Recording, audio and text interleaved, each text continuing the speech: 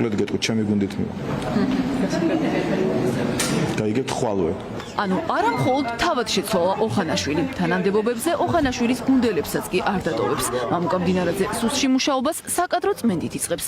მიდგომა იმდენად მკაცრია, რომ ირაკლი ბერაიაც კი მოიყოლა. ოცნების ყოფილი დეპუტატი, მოგვიანებით კი დაზვერვის სამსახურის უფროსი, სისტემაში ადგილს ვეღარ შეინარჩუნებს.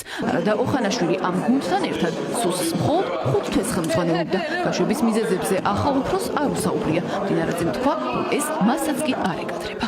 ანდრი ყოველთვის იქნება ამ გუნდის დამკვირვებლის ერთგული წევრი. ამის იქით მე ამაზე საუბარი არ მინდა, იმიტომ რომ თქვენი ბოდიში ამის იქით მე ამაზე არ ვილაპარაკებ არაფერს, იმიტომ რომ მე ისეთ სამსახურის ხელმძღვანელი უნდა ვიყო, ასეთ მიზეზებზე ღიად ლაპარაკი მაინც და მაინც რომ არ შეშვენის ადამიანს. ამ პასუხით შეკითხვა ვერ მოიხსნა, რატომ გამოუშვეს სუსის უფროსის კაბინეტში 6 წლით შესული ანდრი ოხანაშვილი ამ კაბინეტიდან 5 თვეში. თავი მან მცირე დროშიც არაერთხელ გამოიჩინა. სწორედ ოხანაშვილს უკავშირდება ოცნების ყოფილი ჩინოსნის რომეო მიქაუტაძის დაკავება, რომელსაც მილიონების მითვისებას ედავებიან და რაც მთავარია, თუ გიორგი ბაჩიაშვილს დავუჯერებთ, პარტიის დავალების შესრულება ოხანაშვილისთვის იმდენად მნიშვნელოვანი იყო, რომ მან აბუდაბიდან საქართველოში ივანიშვილის პირადი პატიმარი პირადად ჩამოიყვანა. ამ ფონზე ცვლილების ახსნა ოცნების დეპუტატებსაც უჭირთ. იმას როგორ ახსნით, რომ 5 თვეში წავიდა 6 წლის ვადით არჩეული ანდრი ოხანაშვილი? ჩვეულებრივი პროცესია.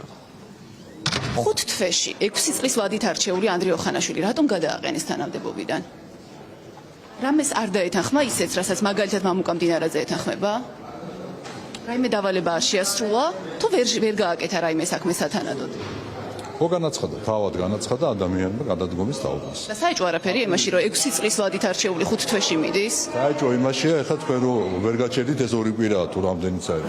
რა განსაკუთრებული დავალების შესრულებას ელოდება პარტია მამუკა მდინარაძისგან, მას შემდეგ რაც 85 ხმით და წინააღმდეგობის გარეშე ოცნება მის სუსის უფროსად დაამტკიცა. გარკვევა თავად მდინარაძესთან უცადეთ. სამიზნედ პირველივე განცხადებაში ლევან ხაბეიშვილი გამოიკვეთა. მდინარაძემ ოპოზიციონერი ლიდერი გამოარჩია და რეჟიმის მშვიდობიანი დამხობის ანონს პრევენცია დაუანონსა. მშვიდობიანი დამხობა როგორი ტერმინია, იცით, რა მოვიგონო, არ ვიცი. კეთილი სააკაშვილი დაახლოებით ესეთი ოქსიმორონია. არ შეიძლება სერიოზულად ასეთი ხალხის და ასეთ განცხადებებზე კომენტარის გაკეთება. ეს არ არის დღეს გამოწვევა, რომელიც ჩვენ ქვეყანას აწუხებს. ერთადერთი მართლაც პატარა ტურბულენციას შეეცდებიან და უკვე ჩვენი სამსახური შემიძლია უკვე თამამად ვილაპარაკო მის ხელმძღვანელის პოზიციიდან იმისთვის არის, რომ ასეთი პატარ-პატარა ტურბულენტობები ქვეყანამ თავიდან აიცილოს. სუსში მდინარაძის გაუფროსებას, რომ პირველ რიგში სწორედ რუსთაველის გამზირი იგრძნობს, ეს სხვა ნიშნებითაც გამოვლინდა. დღეს სწორედ აქციაზე შეიარაღებული მამაკაცის დაკავების შესახებ დაუსვა სამთავრობო მედიამ პირველი შეკითხვა მდინარაძეს, რომელმაც შინაგან საქმეთა სამინისტროს ეს ინფორმაცია ცუდ პროვოკაციად შეაფასა. ლევან ხაბეიშვილი ამბობს, რომ მდინარაძის ფუნქცია სწორედ პროტესტის გაშავება და მოქალაქეების კიდევ უფრო სასტიკი მეთოდებით დასჯა იქნება. რატო უნდა დამიჭირო ერთხელ არ იცი? რატო უნდა დამიჭირო ბიჭო, შენ რატო უნდა დამიჭირო? იმიტომ რომ ვამბობ, რომ საქართველოს დროშა უნდა დავიცვათ და მათ შორის თქვენ რო ლაპარაკობდით, აი ეს დროშა რო გვაქვს დასაცავი. ისა რა ქვია, ანწუხელიძე რო ფეხით არ დადგა. და თქვენ რომ მე ფეხით შედექით ფაქტობრივად ანწუხელიძეს. და მე რო ახვედით 8 აგვისტოს გმირების საფლავზე ზედ რო დააფუთხეთ.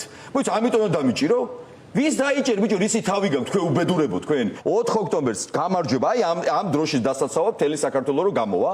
თუმცა სამიზნე სხვაც ბევრი იქნება. მდინარაძემ პრიორიტეტებს შორის კორუფციასთან ბრძოლა დაასახელა და ამ ნიშნით ყოფილი თანაგუნდელების დაკავება არ გამორიცხა. ერთ-ერთი ვერსიით ის ახალ სტატუსამდეც ამ საქმით, ანუ ივანიშვილისთვის ფულის შეგროვებით იყო დაკავებული. ამ კონტექსტში შევახსენეთ თორნიკე რიშვაძეც, რომელთანაც კონტაქტზე მდინარაძე ჯერაც არ გასულა. არადა როგორც ექსპერტები განმარტავენ, სუსის უპირველესი ამოცანა წესით კონტრდაზვერვითი საქმიანობა და საგარეო საფრთხეებთან გამკლავება უნდა იყოს, მით უფრო ოკუპაციის პირობებში. კორუფცია და მასთან ბრძოლა არის იქნება პრიორიტეტი, განსაკუთრებული პრიორიტეტი.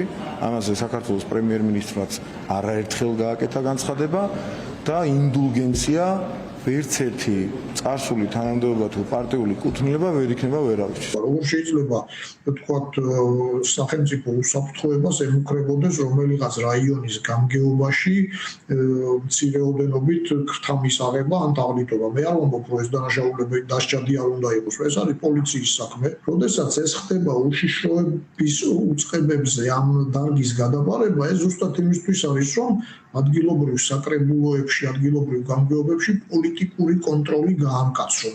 დინარაძეს შორს მიმავალი გეგმების აღმოაჩნდა. სუსის ახალმა ხელმძღვანელმა სპეციალიზებული სასწავლებლის გახსნა დაანონსა და თავადაც ამ სისტემისთვის შეუფერებლო კადრად შეფასებულმა თქვა, რომ სუსისთვის პროფესიონალი კადრების გაზრდას დაეხმარება, თუმცა ამისთვის წლებია საჭირო. დინარაძეს კი ოხანაშვილის მსგავსად გამორიცხული არ არის. მუშაობის ვადა რამდენიმე თვეშია მოწყვეტს.